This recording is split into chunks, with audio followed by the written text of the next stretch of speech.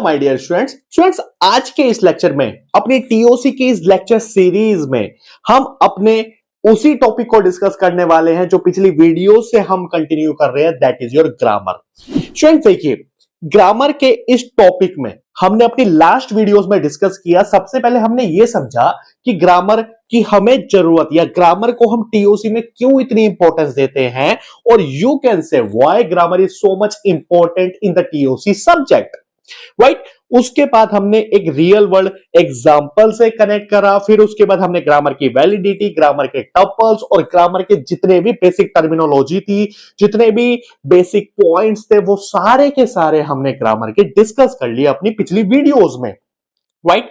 तो जिन स्टूडेंट्स ने पहले वो वीडियोस नहीं देखी, मैं उन्हें यही सजेस्ट करूंगा पहले वो ग्रामर के बेसिक को क्लियर करें, क्योंकि स्टूडेंट्स देखिए किसी भी टॉपिक के लिए, राइट, और ग्रामर तो एक ऐसा टॉपिक है जो बहुत ही टफ लगता है बच्चों को, यकीन मानिए टफ है, बट बाकियों के लिए, आपके लिए नहीं रहेगा, दैट्स फॉर श्योर, क्योंकि मैं आपके साथ हूं, राइट। इसलिए जिन्होंने पहले वो वीडियोस नहीं देखी, पहले वो जाके अपने बेस को स्ट्रॉन्ग करे, उसके बाद इस वीडियो में शिफ्ट करे।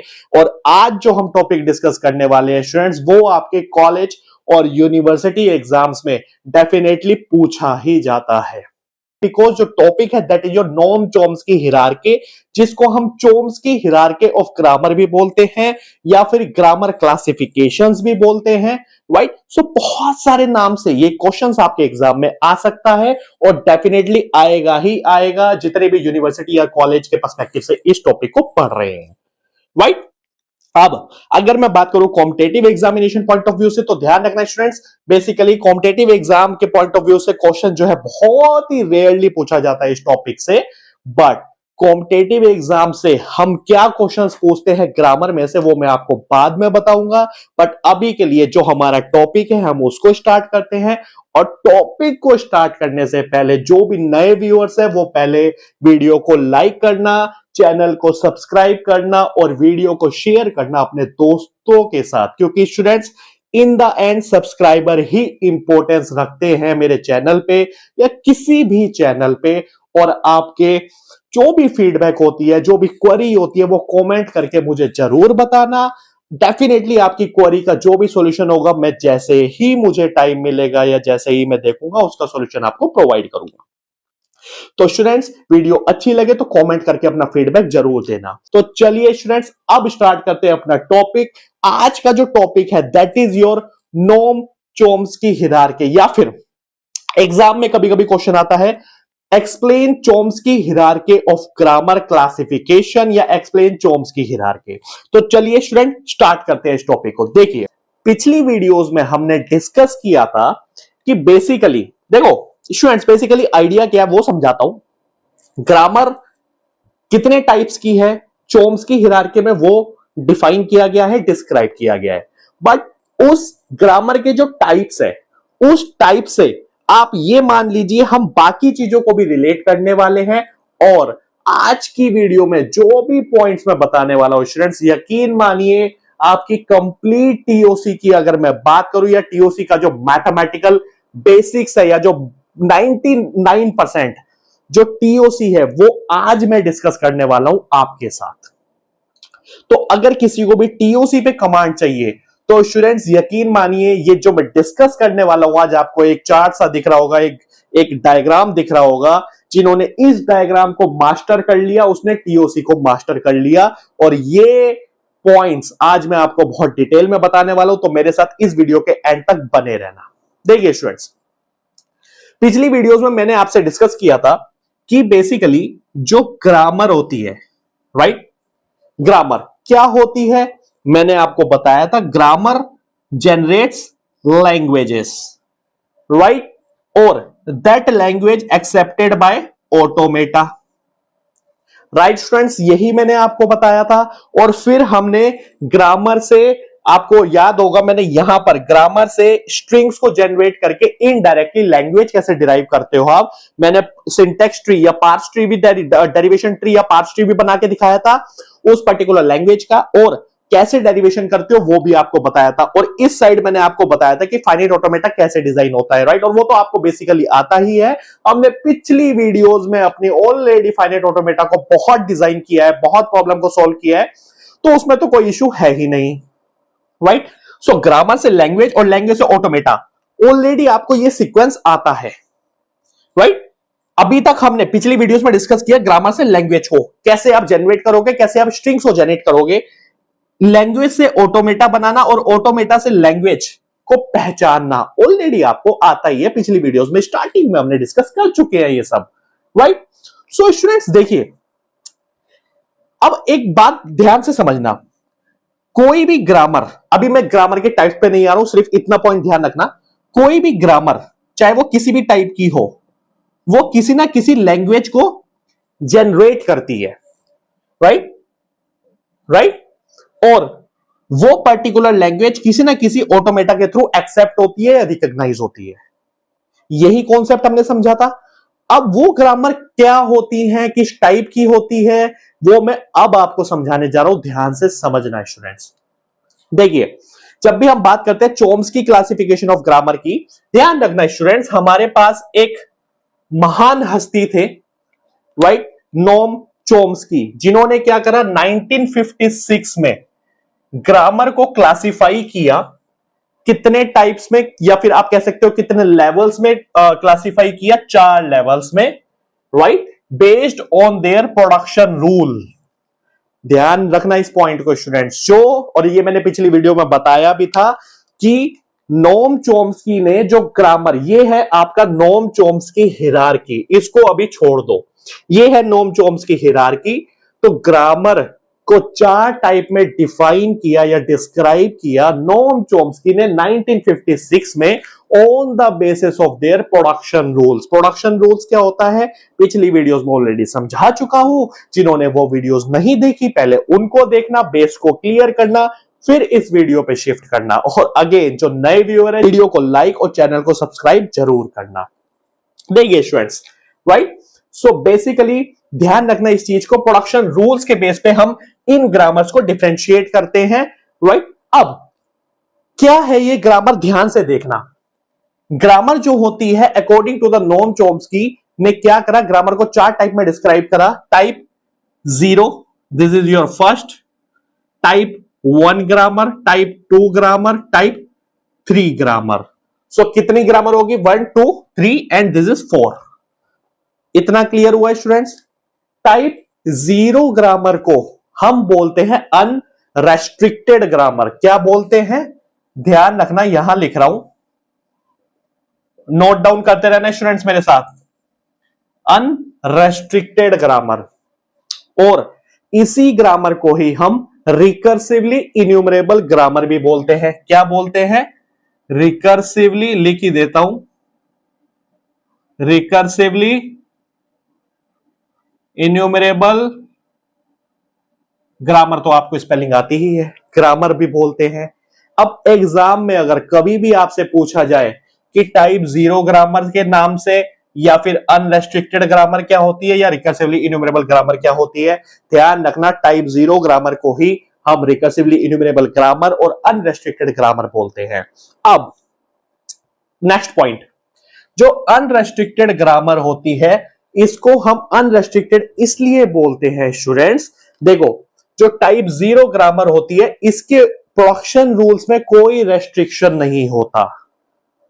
किसके बेस पे बात कर रहे हैं, प्रोडक्शन रूल्स के बेस पे। तो अनरेस्ट्रिक्टेड मतलब टाइप 0 ग्रामर में प्रोडक्शन रूल्स में कोई भी रेस्ट्रिक्शन नहीं होता, that's why it is known as unrestricted grammar. I hope आपको समझ में आ गया होगा, राइट। नेक्स्ट, टाइप 1 ग्रामर, ध्यान रखना स्टूडेंट्स, टाइप 1 ग्रामर जो होती है वो होती है आपकी कॉन्टेक्स्ट सेंसिटिव ग्रामर। इसको लिख लेना, context sensitive grammar, right. Type 1 grammar को क्या बोलते हैं, context sensitive grammar. Next, type 2 grammar. Type 2 grammar सबसे बहुत इंपॉर्टेंट ग्रामर होती है, राइट, जिसको बोलते हैं कॉन्टेक्स्ट फ्री ग्रामर। स्टूडेंट ध्यान रखना, चारों को डिफरेंशिएट करूंगा, पर पहले जो समझाना चाह रहा हूं वो समझना, राइट? उसके बाद इनको डिफरेंशिएट करूंगा मैं इनके प्रोडक्शन रूल्स के बेस पे, चारों को एक एक करके डिस्कस करेंगे। थोड़ा सा सब्र रखना, बस मेरे साथ इस लेक्चर में बने रहना जरा। इसे क्या बोलते हैं? Context free grammar. कौन सी हो गई? Type 2 grammar. टाइप 3 ग्रामर से तो आप ऑलरेडी अवेयर हो, that is your what? That is your regular grammar.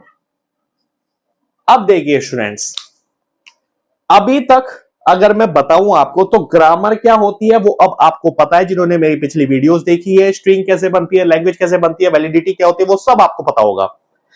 Chomsky hierarchy में ये 4 टाइप की ग्रामर होती है, 0 1 2 3, राइट? अब मैंने ये ग्रामर जो है ऐसे सर्कल में क्यों बनाई है स्टूडेंट्स, देखिए। टाइप 0 का बाहर वाला सर्कल है, मतलब अनरेस्ट्रिक्टेड ग्रामर। अब आप खुद सोचिए, कोई भी चीज में या कोई भी ऑब्जेक्ट में या किसी भी क्लास में या किसी भी चीज में अगर आप रेस्ट्रिक्शन नहीं रखोगे तो वो उतनी ज्यादा कॉम्प्लेक्स होती है समझने के लिए, राइट? अब देखिए स्टूडेंट्स, बेसिकली टाइप 0 जो है बाहर वाला सर्कल है, तो टाइप 0 ग्रामर क्या होती है? अनरेस्ट्रिक्टेड होती है, जिसमें कोई रेस्ट्रिक्शन नहीं होता। तो जो टाइप 0 ग्रामर होती है स्टूडेंट्स, ग्रामर क्या करती है? जनरेट करती है, मैंने यहां समझाया था, ग्रामर जनरेट करती है लैंग्वेज को। तो type 0 grammar unrestricted grammar, recursively enumerable grammar भी बोलते हैं, ये जनरेट करती है रिकर्सिवली इन्यूमरेबल लैंग्वेज को, राइट? और रिकर्सिवली मैंने यहां पर समझाया था, जो लैंग्वेज होती है वो एक्सेप्ट होती है ऑटोमेटा के थ्रू, राइट? तो रिकर्सिवली इन्यूमरेबल लैंग्वेज जो है वो एक्सेप्ट होती है या फिर रिकॉग्नाइज्ड होती है बेसिकली ट्यूरिंग मशीन के through. This is your Turing machine. इस ट्यूरिंग मशीन्स की कुछ लेक्चर्स ऑलरेडी मैं 1 साल या 8 महीने पहले, 9 महीने पहले डाल चुका हूं अपने चैनल पे। जब मैंने चैनल स्टार्ट किया था तो ट्यूरिंग मशीन से ही स्टार्ट किया था स्टूडेंट्स, और यकीन मानिए उस टाइम जब स्टार्ट किया था तब मैंने रैंडमली स्टार्ट कर दिया था, मतलब अपने बच्चों की डिमांड पे उस टाइम मैंने चैनल स्टार्ट कर दिया था। तो उस लेक्चर की क्वालिटी पे मत जाना, quality in the sense video की क्वालिटी पे मत जाना, उस लेक्चर को फोकस करके एक बार समझ लेना। I guarantee students, Turing machine अगर इससे बेहतर कोई समझा दे आपको, क्योंकि उस टॉपिक को, उस मशीन को हमने एक एक पॉइंटर को मूव करके दिखाया है, राइट? तो प्लीज ट्यूरिंग मशीन की वीडियो क्वालिटी पे मत फोकस करना, ये मैं जानबूझ के बोल रहा हूं, क्योंकि बच्चे दिखावे पे जाते हैं, वीडियो क्वालिटी पे जाओगे आप लोग नहीं।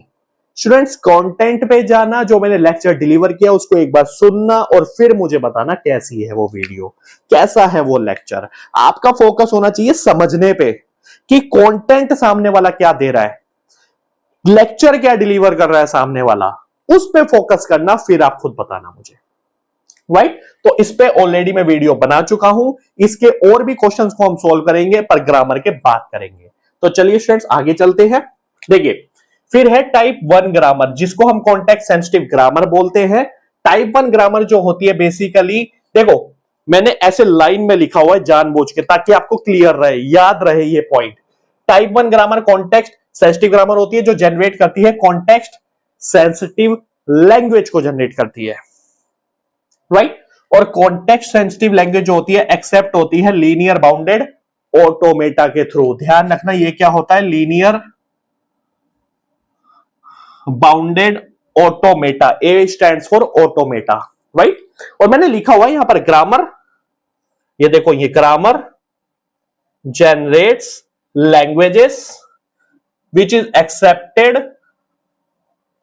और रिकॉग्नाइज्ड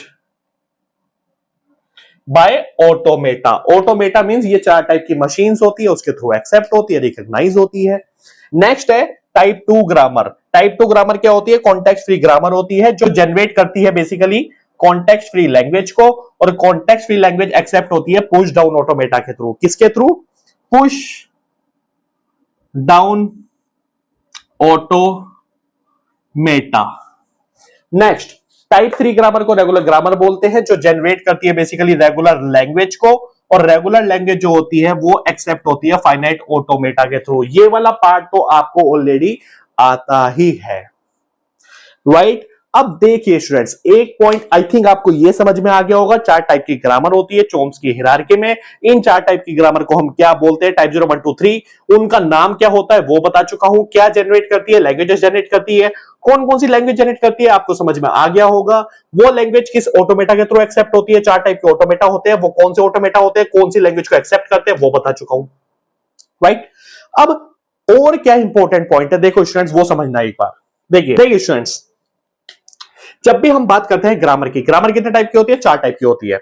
अब मैंने यहां पर एक पॉइंट लिखा हुआ है, पावर एंड कॉम्प्लेक्सिटी। ये पॉइंट मैंने जानबूझ के छोड़ दिया था, ठीक है, और ये मैंने अपनी तरफ से ऐड ऑन किया है। क्यों किया है अभी समझाता हूं। देखो, चॉम्स्की हायरार्की ने 4 टाइप की ग्रामर में क्लासिफाई किया on the basis of production rule, ये आपको क्लियर हो गया होगा।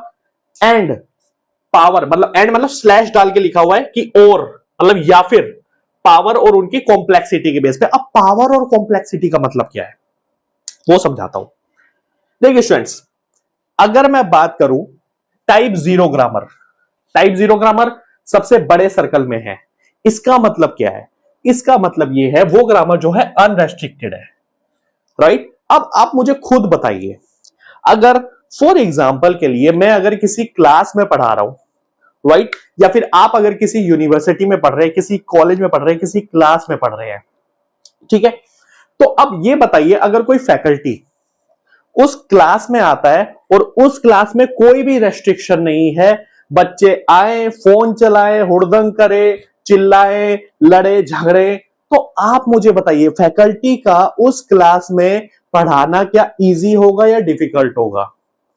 डिफिकल्ट होगा, राइट, कॉम्प्लेक्स होगा। तो क्योंकि अनरेस्ट्रिक्शन क्लास है, अनरेस्ट्रिक्टेड क्लास है, तो कोई भी चीज जितनी कम रेस्ट्रिक्टेड होगी या फिर अनरेस्ट्रिक्टेड होगी, ये पॉइंट ध्यान रखना, वो उतनी ही ज्यादा क्या होगी, कॉम्प्लेक्स होगी। एम आर राइट और रॉन्ग?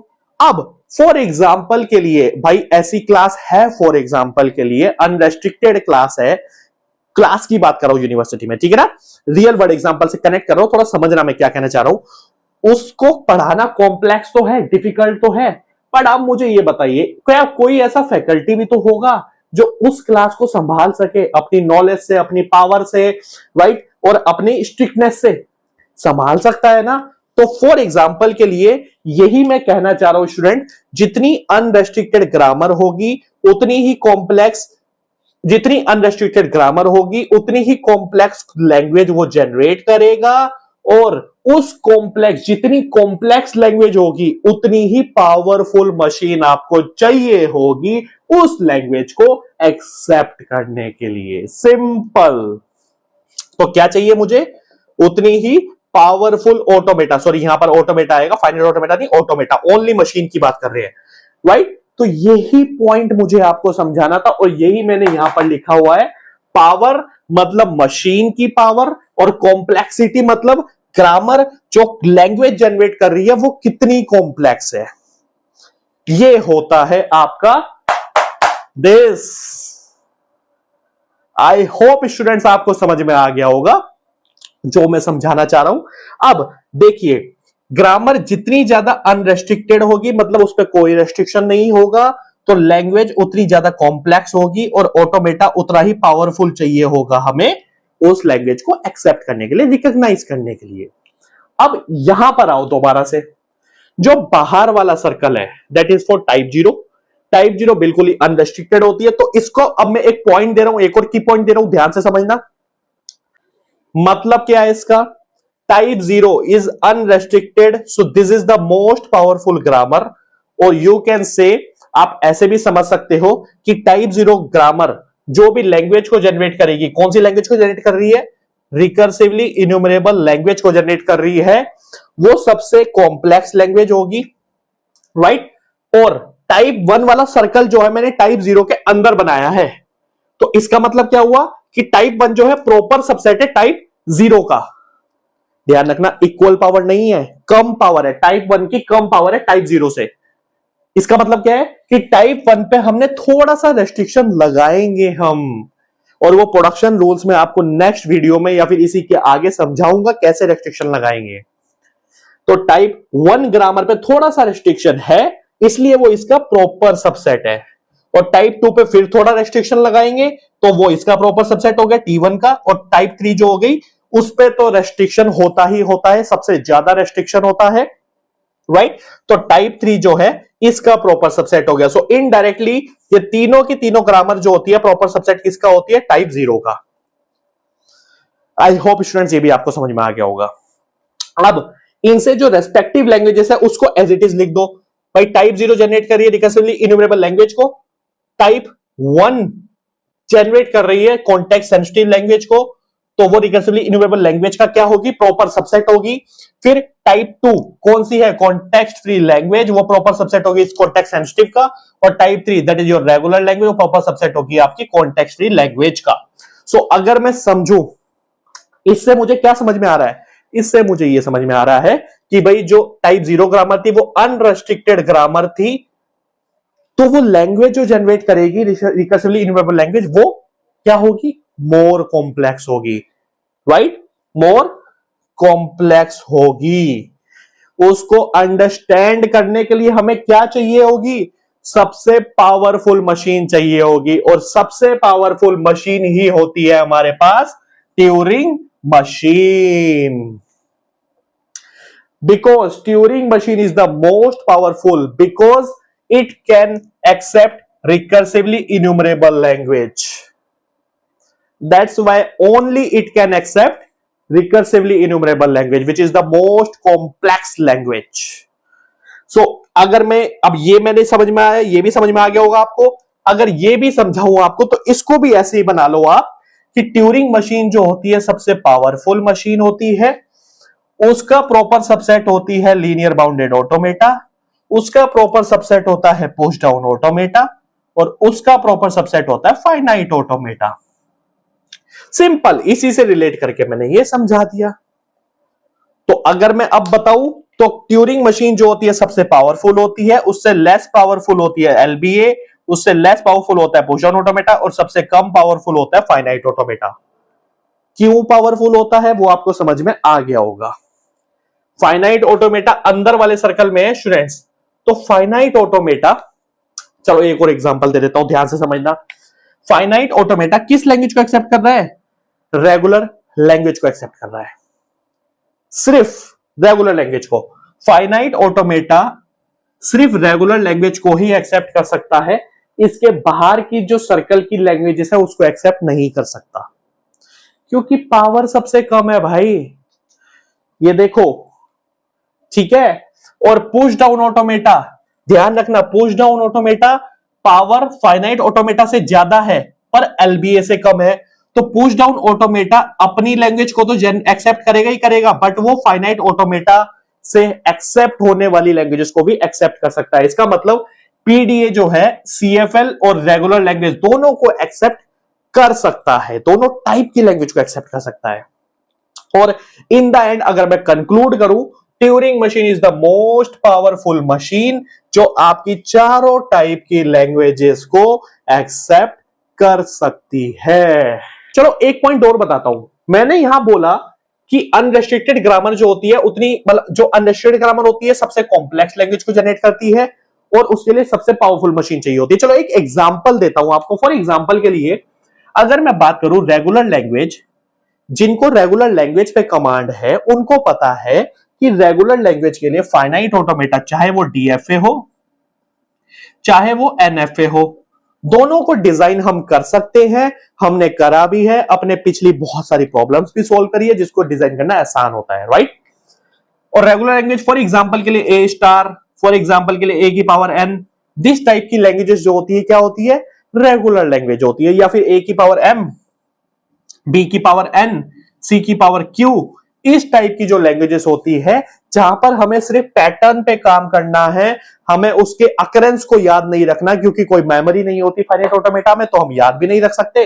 सो आसान लैंग्वेज होती है, उसको एक्सेप्ट करने के लिए सिंपल सी मशीन चाहिए, वो आपकी फाइनाइट ऑटोमेटा है, राइट। उसके बाद अगर मैं बात करूं कॉन्टेक्स्ट फ्री लैंग्वेज के लिए, ये थोड़ी सी कॉम्प्लेक्स लैंग्वेज होती है, जहां पर भाई हमारे पास जो लैंग्वेज होती है ए की पावर एन और बी की पावर एन, इस टाइप की लैंग्वेजेस जो होती है कॉन्टेक्स्ट फ्री लैंग्वेज होती है, क्योंकि इसको एक्सेप्ट करने के लिए चाहिए हमें पुश डाउन ऑटोमेटा, जिसमें एक मेमोरी होती है स्टैक, राइट, जो क्या करती है, नंबर ऑफ ए के इक्विवेलेंस होने चाहिए नंबर ऑफ बी, मतलब सिंबल्स को स्टोर कर सकती है, याद रख सकती है, अकरेंस को याद रख सकती है।